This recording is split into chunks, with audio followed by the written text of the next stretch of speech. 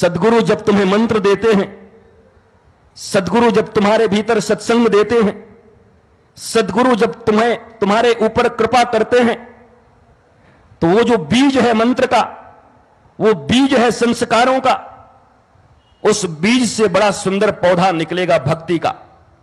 क्योंकि भक्ति का बीज डाला है गुरुजी ने। जरा सावधान रहना, हिफाजत करना, क्योंकि जब पौधा छोटा होता है तो गाय, बकरियां, कुत्ते कोई भी उसको तोड़ ले, खा ले, कुछ पता नहीं।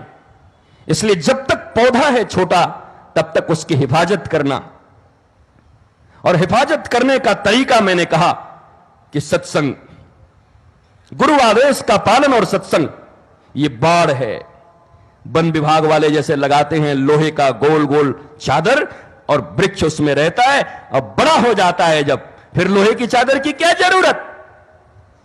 अब वही वृक्ष इतना बड़ा हो गया कि जो गाय और बकरियां उसे खा जाती, अब उसी गाय और बकरियों को उस वृक्ष में बांध दो तो वो बेचारी बंधी रहेंगी। एक दिन तो इतने कमजोर थे कि वो खा सकते थे, पर एक दिन इतने मजबूत हो गए कि उनको उसी में बांध दो तो बंधे रहना पड़ेगा। पर हिफाजत करना।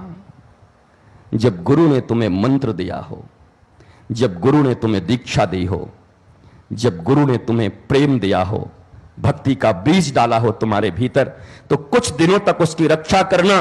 क्योंकि ये गाय, ये बकरियां, ये कुत्ते, ये गधे कौन हैं? ये तुम्हारे ही आसपास के लोग हैं। बुरा मत मानना, गाली नहीं दे रहा हूं, और दे भी रहा हूं तो क्या कर लोगे? शास्त्र से दे रहा हूं, अभी उपनिषद खोल दूंगा। भागवत में गाली ही दिया गया है कि जो भागवत न सुने और गुरु की बात न सुने, खरवच्च, खर माने गधा, वच्च माने कुत्ता, चांडाल, सब कहा गया। भागवत की भाषा है, मेरे ऊपर मुकदमा भी नहीं हो सकता। जाओ भागवत पे मुकदमा करो, मुझे क्या फर्क पड़ता है। तो वो जब उस समय तुम्हारे उस भक्ति के पौधों को खाने वाले कोई और नहीं होते, तुम्हारे ही अपने परिवार के लोग, रिश्तेदार के लोग, पड़ोसी लोग, आसपास के लोग वही चाहते हैं कि तुम्हारे भक्ति के इस पौधे को खा जाएं। और संग संग एक बात और चलती है,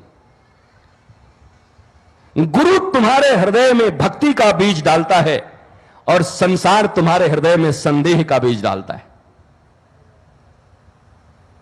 जरा ध्यान से सुनना, गुरु तुम्हारे हृदय में भक्ति का बीज डालता है, जिस भक्ति के कारण तुम्हें परमात्मा की प्राप्ति होगी। और परमात्मा का सीधा सीधा अर्थ होता है आनंद, खुशी, मौज, मस्ती, हंसी, जिसको पाने के लिए कई जन्मों से तुम लालायित हो।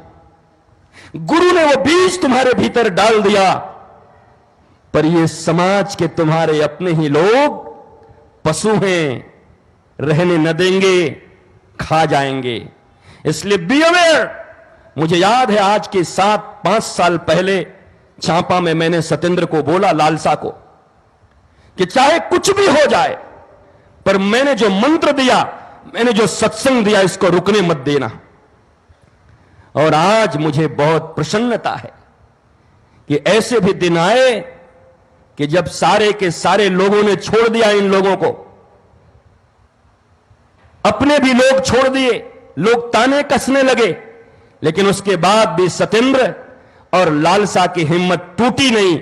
और आज ऐसा हुआ कि ताने कसने वाले लोग भी आ गए और उनके साथ सत्संग कर रहे हैं। अगर तुम खड़े रहोगे अपने गुरु की बात पर अडिग होकर, परमात्मा की बात पर अडिग होकर, तो हवा आ सकती है, तूफान आ सकता है, झोंके आ सकते हैं, झकोरे आ सकते हैं, बाढ़ आ सकती है, लेकिन पौधा गिरेगा नहीं, टूटेगा नहीं, मिटेगा नहीं, क्योंकि शाश्वत की बातों का पालन कर रहे हो। गुरु अशाश्वत नहीं होता।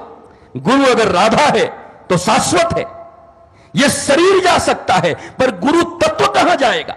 शरीर तो राधा रानी का भी नहीं है, शरीर तो कृष्ण का भी नहीं है। 125 साल तक श्री कृष्ण रहे, उसके बाद जरा नाम के बहलिया ने मार दिया वाण, और इन्हीं तलवों से खून निकले, और खून निकलने के बाद श्री कृष्ण भी अपने धाम चले गए। राम की जब लीला समाप्त होने लगी तो यमराज आ गया, कहा प्रभु टाइम हो गया, हालांकि हम तुम होते, हमारे तुम्हारे जैसे से टाइम नहीं पूछता, बीच सड़क पे ही ट्रक से कुचलवा के लेके चल गया होता। वो बताने नहीं आता, वो परमात्मा है, इसलिए बताने आया कि आपका काम हो गया, आप चाहें तो साकेत चले। और राम चले गए शरीर छोड़कर। यहां तो राम का शरीर नहीं टिकता, यहां कृष्ण का शरीर नहीं टिकता, तुम्हारे दुर्गा का शरीर नहीं टिकता, तुम्हारी काली का शरीर नहीं टिकता, रानी सती दादी जिनको कहते हैं उनका शरीर नहीं टिकता, श्याम बाबा जिनको कहते हैं उनका मुंडी नहीं टिकता। किसका टिका? क्योंकि वो शरीर नहीं है, वो तत्व है। तत्व, राधा तत्व और गुरु तत्व में कभी फर्क मत करना, कभी अलग मत समझना।